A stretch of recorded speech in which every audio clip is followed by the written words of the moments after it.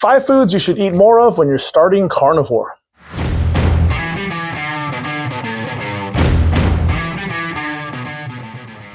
I'm a pastor, an entrepreneur, a world traveler, and a martial artist.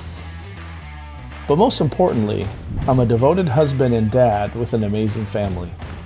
And the older I get, the more I realize the importance of being healthy so that I can be all that I can and should for my family.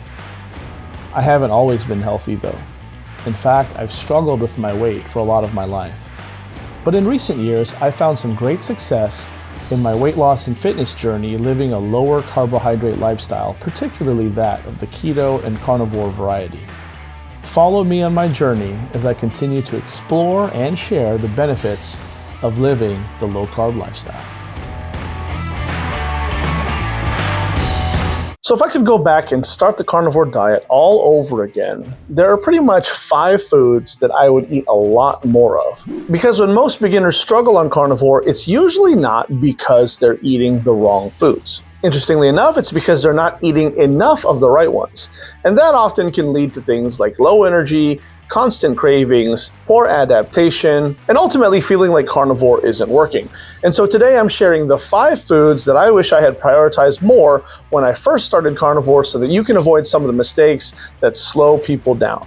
Let's get into it. By the way, friends, if you're new here, my name is Jason and I help busy parents and professionals like myself and yourself simplify health using the carnivore diet and some metabolic strategies. Now, the foods on this list are not necessarily the most exciting. They're not trendy, they're not expensive, they're not extravagant, but they work. And if you're just starting on carnivore, then they can make the transition dramatically easier. So let's jump in. Food number 1, 80-20 ground beef. Now, if I had to pick just one carnivore food for survival, this would be it, hands down. 80-20 ground beef is affordable, it's high in protein, it's also high in fat, it's extremely easy to cook, and it's easy to find, right? Many beginners make the mistake of eating too lean. So oftentimes they'll choose lean beef or they'll go to chicken breast, egg whites, right? Sounds kind of bodybuilderish, right? But then they'll wonder why they're hungry all the time. Ground beef gives you the protein and the fat that your body needs during adaptation. And if you're on a budget, then this should be your best friend. Food number 2, eggs. That's right, I said eggs. Eggs are one of the most complete foods on earth.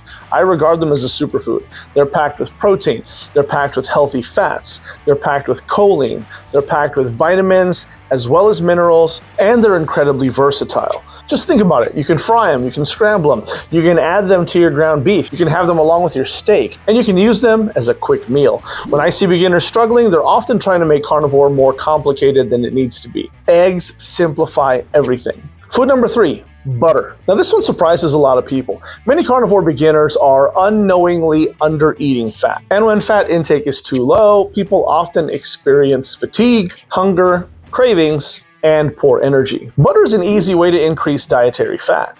So think about it. A little butter on your steak or on your ground beef, on your eggs, it can make a huge difference in satiety and energy. Food number 4, chuck roast. Now everyone talks about ribeye, myself included. I love ribeye, right? Ribeye is great.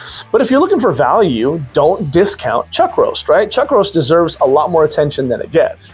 Why? Well, let's start with the fact that it's affordable, but it's also extremely flavorful and it's fatty. It's also great for meal prep. If you throw that in a slow cooker, you've got several meals ready to go before you know it. For busy parents especially, chuck roast is a game changer. I've actually been eating a lot of chuck steaks these days, and I love it. Food number 5, sardines. I know, not everyone loves sardines, but hear me out. Sardines are loaded with omega-3 fats, protein, minerals, and a lot of nutrients that many people just don't get enough of.